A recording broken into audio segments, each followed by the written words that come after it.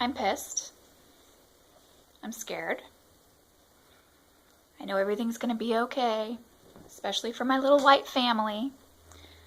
But that doesn't change the fact that we have a fascist in the White House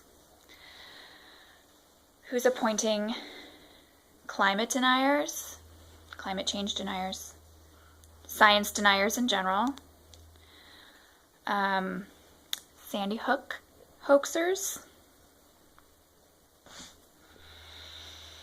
What else? And what do we do? I don't know. How many times can you write a letter? How many times can you say the words, "We just elected a fascist in the United States of America to be our president"? How many times do we have to say, "Look at Nazi Germany. Look at the Holocaust," which, by the way, I'm sure many of those people don't think it exists or was real. So what do we do, right?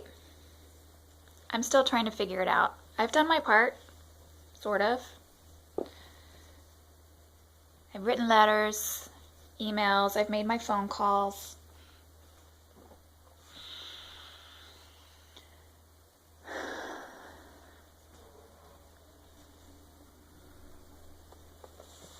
I've shared things that have, I would think they would have impact. I would think that people, rational, reasonable people, would look at the fact that there are actually swastikas being drawn on people's cars, on people's homes, in schools.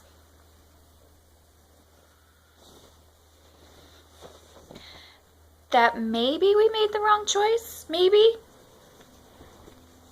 Are we sore losers? That's not even it. It's not even it. Did I want Hillary Clinton to win? Yeah. Because she's a woman? No. That would have been fucking awesome, but no. Because she's a rational human being. Because she does not incite violence directly in the way that our now president-elect does. Our president-elect, the man that the United States of America, the greatest country in the world, just elected as president, suggested that his supporters, his ralliers, make it so the protesters were taken out on stretchers. He offered to pay their bills, their legal bills, if they did so.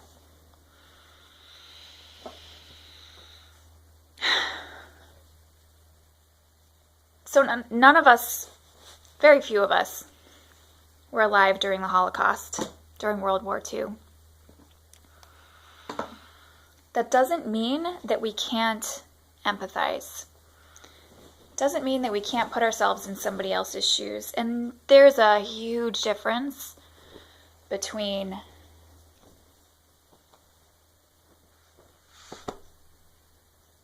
empathizing with somebody who feels like they've lost their job, they've been having trouble finding work, they feel like there's a war on their religion, Christianity, there's a war on Christianity, because people say happy holidays and Starbucks doesn't make a Christian enough cup.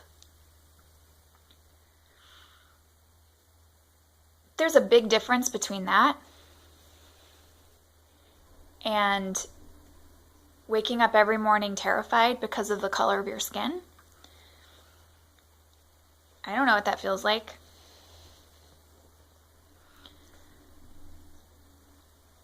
Waking up every morning because you practice a religion that's not Christianity and that's gotten a bad rap over the years because of a few people. Sure, some people have carried out really, really terrible things, attacks in the name of Islam. That doesn't mean they were actual Muslims. In the way that people who voted for Trump aren't actual Christians.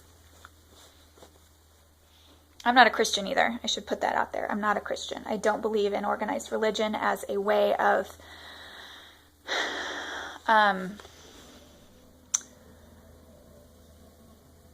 I think it does more harm than good. I think there are absolutely facets of it that are beneficial, and I think some people find a lot of comfort in it, and there are definitely times where I feel like, wouldn't it be easier not to have to think about anything anymore? Just to be like, it's in the hands of God.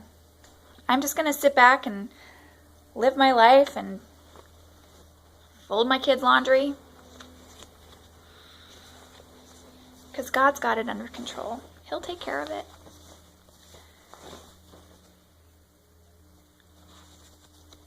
That's not the way it is.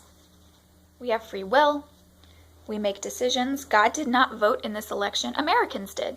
American citizens voted in this election.